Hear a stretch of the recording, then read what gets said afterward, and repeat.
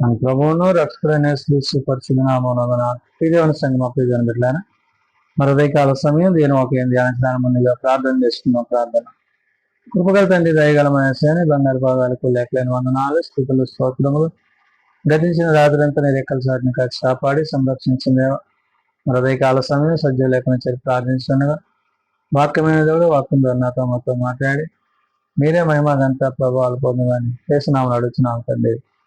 ఆమె ఇదేమైనా సంఘం ప్రియమైన బిడ్డలారా నిడిదిమ్మకు ఏర్పాటు చేయలేని వాక్య భాగము యుద్ధము తరువాతి 4వ ఆదివారం కొరకు ఏర్పాటు చేయబడిన సువార్త వాక్య భాగము లూకా సువార్త 6వ అధ్యాయము 36 నుంచి 42 వచనాలు ధ్యానం చేస్తున్నాము.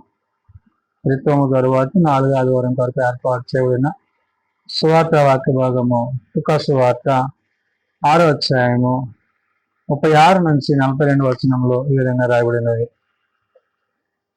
కాబట్టి మీ తండ్రి కనికరము గలవాడై ఉన్నట్లు మీరును కనికరము గలవారై ఉండుడి.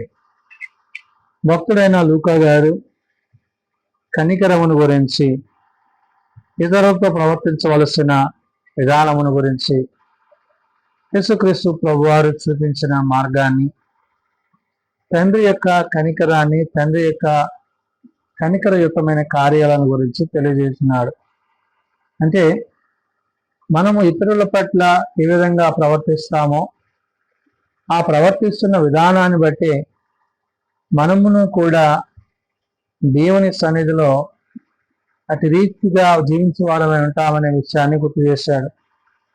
కాబట్టి ఇక్కడ తండ్రిని గురించి మాట్లాడుతూ కాబట్టి మీ తండ్రి కనికరము గలవాడై ఉన్నట్లు అంటున్నారు. అంటే తండ్రి ఎలాగైతే కనికరిస్తూ కృప్సుతూ మనం రక్షించడానికి తన కుమారుని లోకానికి పంపించాడో నేడు మనమును కూడా అట్టి రీతిగా ఇతరుల పట్ల కనికరము కలిగి మనము ప్రవర్తించాలి. కాబట్టి మీరును కనికరము గలవారై ఉండుడి అంటున్నాడు. తండ్రి కనికరము గలవాడిగా ఉన్న విధానాన్ని ఆయన విడలమైన మనము కూడా అట్టి కనికరాన్ని కలిగి ఉండడం అనేది ఆశీర్వాదకరము, దీవెనకరము, మేలైనది అనే విషయాన్ని లూకా గారు తెలియజేస్తూ తీర్పు తీర్చకుడి, అప్పుడు మిమ్మల్ని గూర్చి తీర్పు తీర్చబడదు, నేరము మోపకుడి, అప్పుడు మీ మీద నేరము మోపబడదు అన్నాడు. అంటే నీవు నీ సొంత ఆలోచనల చేత జ్ఞానం చేత ప్రవర్తించక దేవుని యొక్క చిత్తమయమైనది ఎరిగి దేవుని చిత్తానికి దాన్ని నీవు అప్పజెప్పవాడవై ఉండాలి. ఆయన తీర్పు తీర్చువాడు, ఆయన సరిచేయువాడు, ఆయన సమస్తాన్ని కలుగు చేస్తున్నాడు. కాబట్టి ఆయన యొక్క ఉద్దేశమును బట్టి ఆయన చిత్తాన్ని బట్టి మనం జీవించాలి.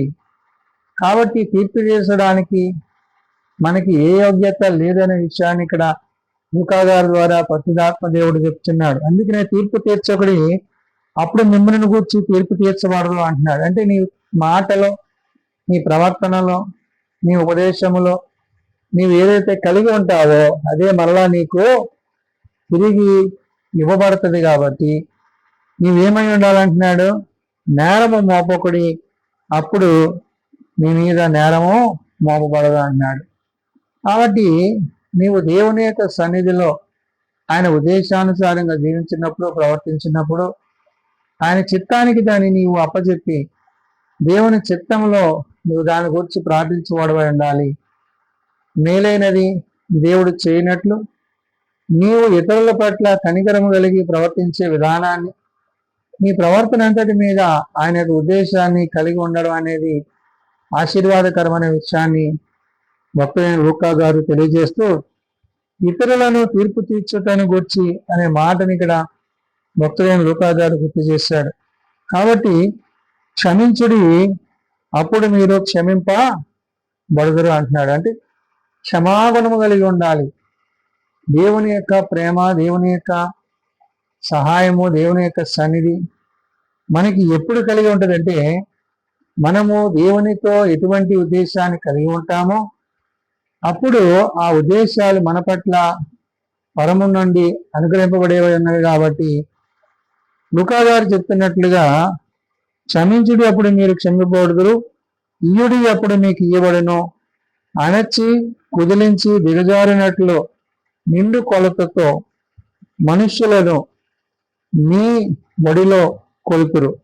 మీరు ఏ కొలుపుతో కొలుతురో ఆ కొలుపుతోనే మీరును మళ్ళా కొలువబడదని చెప్పిన అన్నాడు. అంటే నీ మాటలో, నీ ప్రవర్తనలో, నీ ఆలోచనలో, నీ తలంపులలో దేవుని చిత్తాన్ని గాక, దేవుని ఉద్దేశాన్ని గాక నీవు జ్ఞానము కలిగి, దేవుని యందు భయము కలిగి, భక్తి కలిగి నీవు జీవించినప్పుడు అది నీకు మేలైనదిగా ఉంటది. ఒకవేళ అటు రీతిగా కాక నీవు దేవుని చిత్తాన్ని గాక నీ సొంత ఆలోచనల చేత, జ్ఞానము చేత ప్రవర్తించినప్పుడు అది నిన్ను నాశనానికి నడిపించేదిగాను, అది నిన్ను మరణానికి తీసుకుపోయేదిగా ఉంటది. కాబట్టి ఇక్కడ ఏదైతే నీ తండ్రి కనికరము గలవాడై ఉన్నాడు కాబట్టి మీరు కనికరము కలిగి ఉండండి అని లూకా గారు తెలియజేశాడో, అదే కనికరాన్ని మనం కలిగిన వారముగా ఇతరుల పట్ల మనము ప్రవర్తించే విషయాన్ని పరిశుద్ధాత్మ దేవుడు గుర్తు చేస్తున్నాడు. కాబట్టి మరియు ఆయన వారితో ఈ ఉపమానము చెప్పెను అన్నాడు. అంటే ఆనాడు ప్రభువు బోధిస్తున్నప్పుడు అనేకమైన సార్లు వారికి అర్థమయ్యే రీతిగా కొన్ని ఉపమానాలను ప్రభు వారికి తెలియజేశారు. అందులో భాగంగా లూకా గారి విషయాన్ని గుర్తు చేస్తూ, గుడ్డివాడు గుడ్డివానికి దారి చూపగలడా, వారిద్దరూ గుంటలో పడుదురు కదా అన్నాడు. అంటే జీవము కలిగిన మాటల చేత నీవు జీవించినప్పుడు ఇతరులను జీవింపజేయగలవు. జీవము కలిగిన మాటలు నీవు కలిగి లేకపోతే నీ ప్రవర్తనలో, నీ ఆలోచనలో, నీ తలంపుల్లో లోకముతో, పాపముతో ఒకవేళ నీ జీవించిన వాడవైతే ఇతరులను కూడా అతి రీతిగా తీసుకెళ్లే వాడవై ఉంటావు. కాబట్టి ఈ గుడ్డితనము అనేది లోక సంబంధమైనది. కాబట్టి మనము దేవుని యందు, దేవుని మాటల యందు, ఉపదేశముల యందు, ఆయన ఉద్దేశాల యందు మనము జీవించే వారముగా ఉండాలంటే ఆయన యొక్క మార్గాన్ని మనం అనుసరించాలి. ఎందుకంటే ఆయన మనకు అనుగ్రహించిన ప్రతిదీ కూడా దేవుని చేత, దేవుని ద్వారా మనము కలిగి ఉన్నవని విశ్వసించి మనము పరసంబంధమైన విషయాల పట్ల, ఆత్మ సంబంధమైన ఉద్దేశాల చేత క్రీస్తు యొక్క ప్రేమలో తండ్రి యొక్క ఉద్దేశాన్ని ఎరిగి ఆదరణకర్త అయిన పరిశుద్ధాత్మ యొక్క సహాయం చేత మనం ఇహమందు జీవిస్తున్నాము. కాబట్టి మనలో ఉన్న ఇహ సంబంధమైన గుడ్డితనాన్ని తొలగించుకొని వాక్యం అనే వెలుగు చేత మనం నింపబడి ఆత్మను జీవించాలి.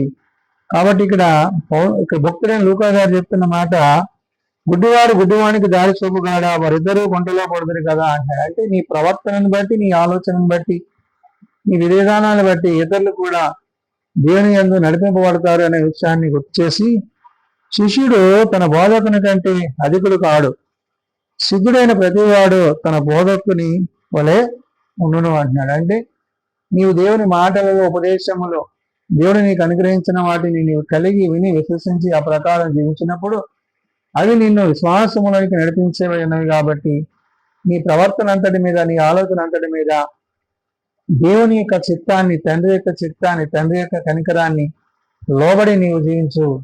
లోకమందు, పాపమందు నీవు ఏమాత్రమును మనస్కరించగా వాక్యమందును, వాక్యము యొక్క ఉద్దేశము యందు, లేఖనానుసారంగా దేవుడు నీకు తెలియజేసే విషయాల పట్ల నీవు ఆత్మ సంబంధమైన ఉద్దేశాలు కలిగి జీవించాలి అనే విషయాన్ని భక్తుడైన లూకా గారు గుర్తు చేశాడు. కాబట్టి అంటున్నాడు, శిష్యుడు తన బోధకుని కంటే అధికుడు కాడు అన్నాడు. అంటే ఏంటి?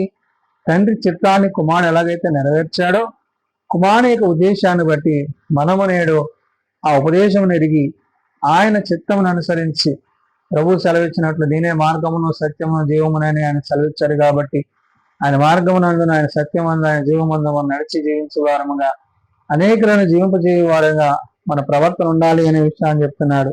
కాబట్టి నీవు నీ కంటిలో ఉన్న దూలమును ఎంచక నీ సహోదరుని కంటిలో ఉన్న నలుసును చూడనేలా అన్నాడు. అంటే నీలో ఉన్న అతిక్రమాలు, పాపాలు వాటిని నీవు విడిచిపెట్టగా, నేను నీతిమంతుని, పరిశుద్ధుని నువ్వు తలంచి నువ్వు ఆలోచన చేసి ముందుకెళ్ళినప్పుడు అది నేను నాశనానికి నడుపుతుంది. కాబట్టి దానిని ఇక్కడ ఉపమాన రీతిగా ప్రభు చెప్తున్న మాట, నీవు నీ కంటిలో ఉన్న దూలమును ఎంచక నీ సహోదరుని కంటిలో ఉన్న నలుసులను చూడనేలా అని. అంటే నీ అతిక్రమాలు, పాపములు ఎంత పెద్దవైనప్పటికీ అవి నీకు నీతిగానే కనబడతాయి. కానీ వాటిని నీవు విడిచిపెట్టిన తరువాత నీవు దేవుని యందు నీ వెట్టివాడవై ఉంటావో ప్రభువు ఇక్కడ గుర్తు చేశాడు.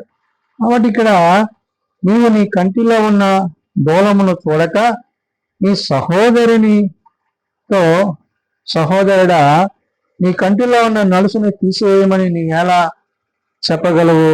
వేషధారి, మొదట నీ కంటిలో ఉన్న దూలమును తీసివేయము, అప్పుడు నీ సహోదరుని కంటిలో ఉన్న నలుసును తీసివేయుటకు నీకు తేటగా కనబడను అన్నాడు. కాబట్టి మన ప్రవర్తనలో, మన మాటలో, మన ఆలోచనలో, మన తలంపులలో మన దేవుని చిత్తాన్ని మనం కలిగి ఉంటే తప్పక దేవుడు మనలను బట్టి, మన యొక్క ప్రవర్తనను బట్టి ఇతరులను ఆశీర్వాదకరంగా చేశాడు. ఒకవేళ మనము సరైన రీతిలో ప్రవర్తించక, జీవించక, దేవుని చిత్తానుసారంగా నడుచుకొనక, లోకముతో, పాపముతో, ధనముతో, సంబంధమైన వాటిని కలిగి ఉన్నప్పుడు మనం మరణమునకు పోవడమే కాదు, అనేకులను నాశనానికి నడిపించే వారమై ఉంటాం. కాబట్టి అందుకనే మొదట నీ కంటిలో ఉన్న దూలాన్ని తీసివేసి నీ సహోదరుని, పొరుగు అని యొక్క కంటిలో నలుసుని నువ్వు తీయగలవంటున్నాడు. నువ్వు సరిగా ఉన్నప్పుడు, నీ ప్రవర్తన సరిగా ఉన్నప్పుడు, నిన్ను బట్టి, నీ మాటను బట్టి దేవుడు నిన్ను మాత్రమే కాదు, నీ ప్రవర్తన బట్టి ఇతరులను కూడా ఆయన ప్రీతికరముగా చేసుకుని వారిని కూడా నీ కృప అందు. అంటే దేవుని కృపలో, దేవుని చిత్తములో మనము ఒకరి పట్ల ఒకరు కనికర కృప కలిగి, ఏదైతే తండ్రి తెలియజేశాడో, నీ తండ్రి కనికరము గలవాడన్నాడు కాబట్టి మీరును కనికరము గలవారై ఉండాలని పరిశుద్ధాత్మ దేవుడు భక్తులైన లూకా ద్వారా తెలియజేసిన మాటలలో అతి కనికరాన్ని కలిగిన వారముగా క్రీస్తు రాకడలో క్రీస్తుతో పాటు ఆయన రాజ్యమందు సదాకాలము జీవించే వారమై ఉండాలని అదే కాల సమయంలో భక్తులైన లూకా ద్వారా పరిశుద్ధాత్మ దేవుడు తెలియజేస్తున్న మాటలు ప్రార్థన చేసుకున్నాం. ప్రేమ నమ్మకం కలిగిన మా తండ్రి, కృప కలిగిన దేవ, అవును నాయన తండ్రి, కనికరాన్ని కలిగిన కుమారుడిగా, కుమారుని యొక్క కనికరాన్ని కలిగిన నీ బిడలుగా, నేడు ఆదరణ చేత, ఆదరణకర్త చేత కనికరింపబడిన ఆత్మ బిడలుగా మేము ఉండుటకు సహాయం ఇచ్చేయండి. తండ్రితో, కుమారునితో, పరిశుద్ధ ఆత్మతో ఏక హృదయం కలిగి, ఏకాత్మ కలిగి ఈ త్రిత్వంలోని నాయన ఈ దినాన్ని రీతిగా నిన్ను సేవించుటకు, ప్రార్థించుటకు మీ కృపను మాకు అనుగ్రహించండి.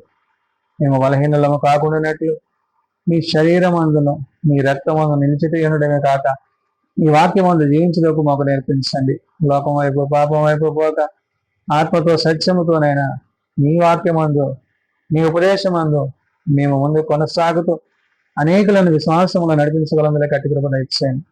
బలహీనలను బలపరచువాడవు, రోగులను స్వస్థపరచువాడవు, ప్రార్థన అవసరతలు కలిగిన కుటుంబాలను వారి వారి అవసరత లెక్కల్లో నీ సహాయం అనుగ్రహించండి.